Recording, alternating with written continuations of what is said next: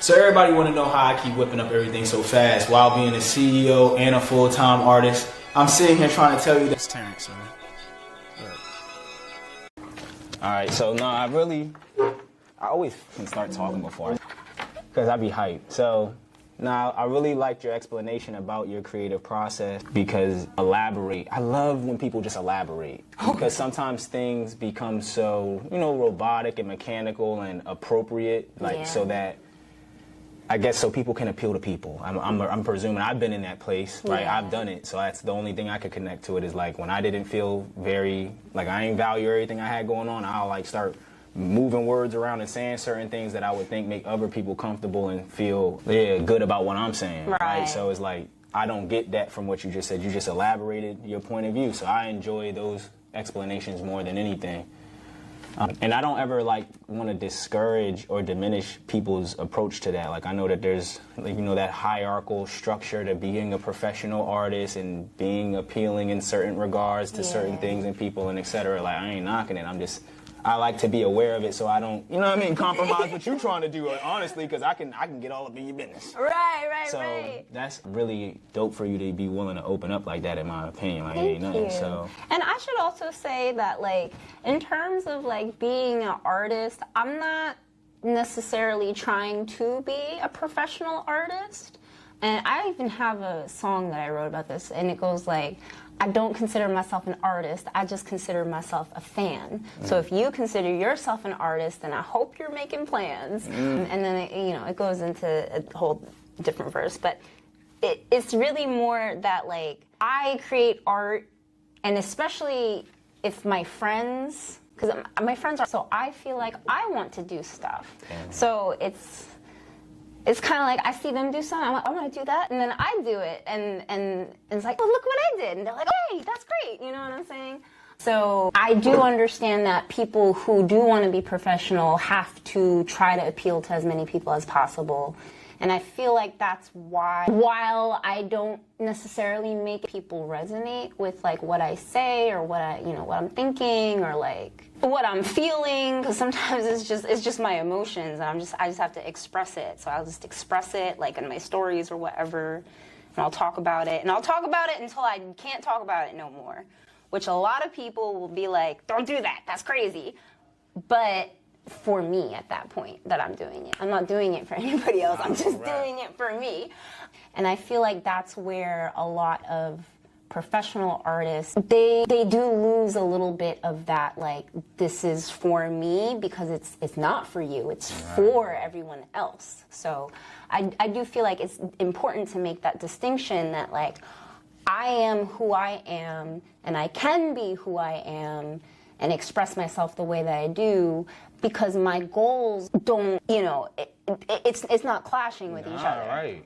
Whereas someone else, maybe who they are and their goal, it's not going to work, so you got to change something, you know what I'm saying? And so now, you making me even feel more confident and safe about the conversation, because that's what I was telling one of the members out here when we were walking in, shouts out to Rec, but it's people ask me all the time, they're like, man, you knocking these interviews out, what are you doing? And I'm like, I'm just getting to know people. I don't have, it's not like a podcast, it's not a project, I don't have no title and schedule to drop. It's this is just how I can utilize what, like you said, my interest and skills, my artistic points of view and stuff to, add a little sauce and value to people that I think is lit, but then for me to also learn and gather some understandings and some gems for them. Yeah. So I think when I asked, or not even asked the question, when you were telling me about some of your creative ventures, the part that was the most intriguing is, like you said, you don't have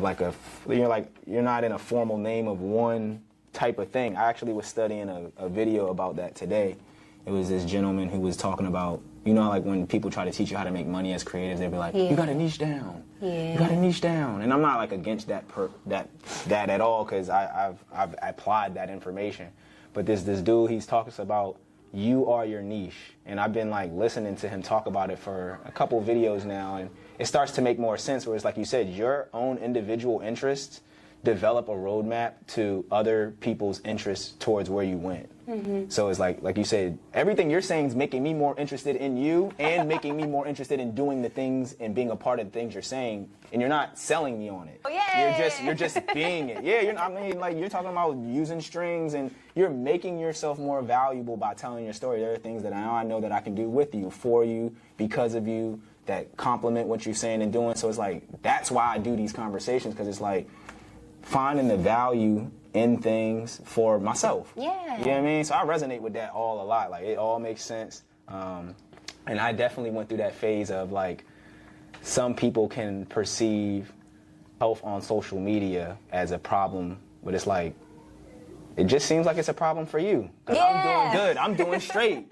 I'm getting my shit out. You know what I mean? Like, so I really that's why I like your content the most, because in those moments, I like to really listen to you, because I'm like, I've been here before, and it's like, this is a very, I think, and you can correct me, right?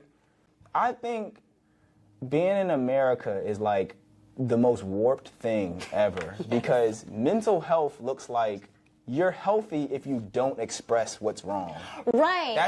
That's the weirdest thing to me. Like, you be in pain, you be upset, things go wrong, and people be like, well, you're supposed to handle that by not making it everyone else's problem. But it's like, it's my problem. If it happens to you, you'd have a problem with it. It's a problem. Right. It's just a problem. Like, it's not because I'm making it one. It's like, if it happened to you, you'd be pissed. And you'd want somebody to do something about it and care. Yeah. And if you didn't, it's because you just didn't consider that you could maybe had something done for you. Like, that's why I like it. So please tell me just more of your thought process, because I'm happy I can just get you here to tell me more about your feelings and, like, your mindset, because I think that's the part that grabs me the most. Like, I heard your dope poem at the AV joint. I'm like, oh, she a spitter. You showed me the song. I'm like, damn, she's really a writer.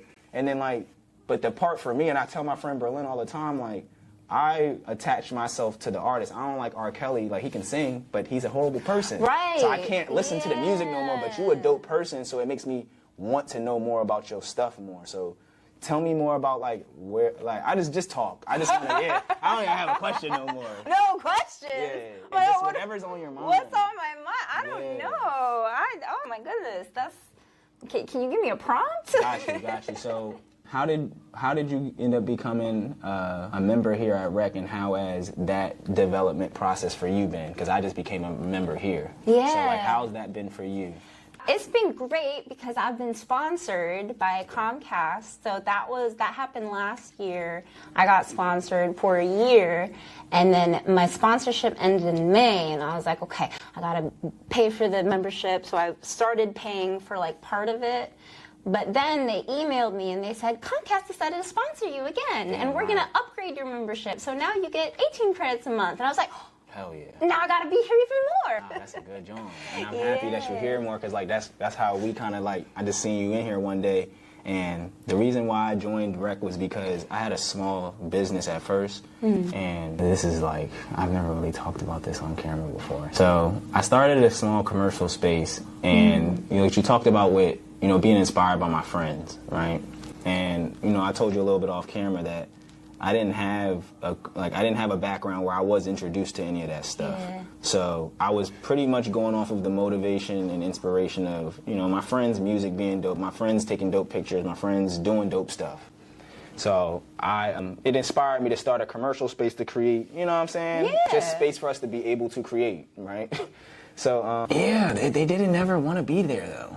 And that really, really disrupted me a lot, because you know, I had made a really large commitment to that in order for them to be there and see me as a valuable asset due to that. So it was like, that's after going through that and getting myself through that experience, which is not even like a go-through thing. I grew a lot, learned a lot of skills, and developed and evolved, but I definitely had, like, a hole in my chest about me being able to build a community of people who I could, like, grow with. Keywords. Like, I grew, but I wanted to grow with people together. That's how I ended up here, is because when I first started my business, I used to see Will all the time at the window factory. He was one of the people that I was like, all right, well, he does something similar. So it's like, that was like a confirmation of things like, all right, well, I mean, it works. People want to do it. Yeah. So that's what inspired me to go for it. And then once I got out of my venture, it was the first thing that came to my mind. I was like, all right, well, Rec has grown a lot.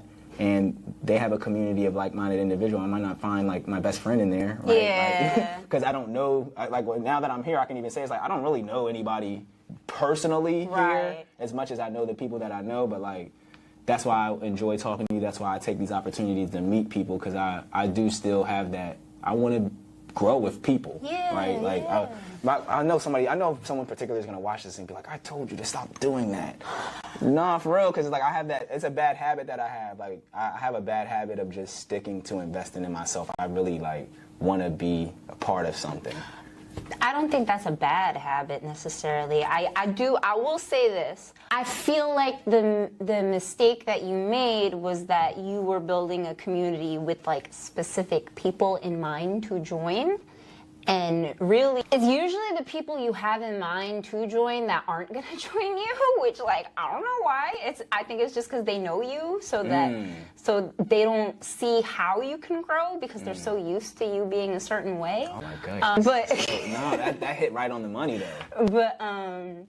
But I think if you had approached it as if you were just, you're going to promote to everybody and like whoever comes in can come in and, not thinking so much about like, I want my friends to be here. Just like, who wants to be here? You know what I'm saying? So I feel like maybe that's really the only advice I have for, not that you were asking for advice. No, I appreciate it. I appreciate your, because it shows concern, right? You cared enough to share.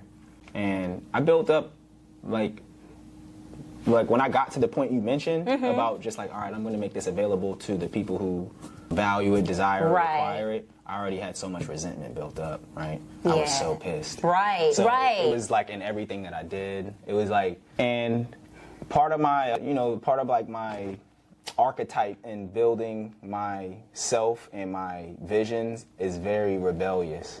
So it, like when those things happen, I have to manage what chips are on my shoulder, because as I know that to be a part of my personality, like a lot of my work is revolved around creating spaces for people who look like me that can't get access. A lot of my work looks like creating spaces where people are safe to not be abused emotionally and physically because of, other people's issues. Just there's certain advocations that I have.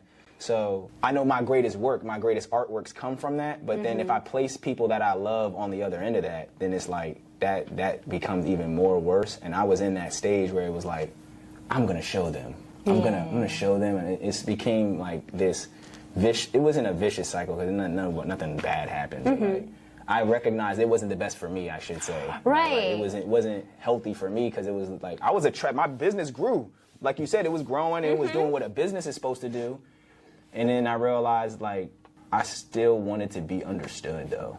I still lacked that. And so then I'm learning, like, now, it was like during COVID was instrumental to this. And, I want to know what you actually went through, too, because we all have a COVID. So once I was in that isolation, it started making me recognize what powers I did have, where I could value myself. And then when you're forced to be only, you got to attend to you, then, you start seeing where you weren't. I was seeing where I wasn't. And then, so now I'm in a space 3 years from now where I've been consistent disciplining myself and learning how to invest more in myself. But like when we were walking in here, I was telling you, I was like, I have to like motivate myself to buy myself things. I have to motivate myself to do things for myself because I'm so ingrained on, I got 13 members, I got 14 clients, I got to take a photo shoot, I got this person, I got to go get my girl, I got to get this, I'm always like that. So now it's like, all right, I'm going to go fruit shopping today for me. Yeah. And it's like working on those little increments. So what was your season from like COVID up until this point? What was some of your challenges? And not even got to be challenges, just some of your experiences. It's going to be a long story. Are you ready? Yeah, all right. All right. So a little bit before COVID, I was working at a swim school as a manager. I had just gotten promoted. I was on salary, I had health insurance, all that. But being in the pool all the time, it made my lupus worse, which I don't know, this is for anyone who needs to know. Lupus is an autoimmune condition, so it can affect like any part of your body. For me, it affects my joints, my kidneys, sometimes my breathing, and my digestive system. So I got really sick. I had to quit my job. Then COVID happened, and everything was isolated, and my health was getting worse and worse and worse, but I was afraid to go to the hospital because everyone was saying you gotta avoid the hospital. Yeah, right. Yeah, I mean. And it was also that like me and my boyfriend were fighting, and it got to a point where it was like a little bit of like domestic violence, and I'm not even saying he was domestically violent. I was saying I was domestically violent because he just wasn't doing what I needed him to do, and I would clearly communicate, he would clearly communicate, and then it wouldn't happen, and then I would freak out. Yeah. So I just went through that this week. Yeah, I'm so sorry. But so the cops came, I got sent to the psych ward, then I moved out of the house with my boyfriend and back into my apartment.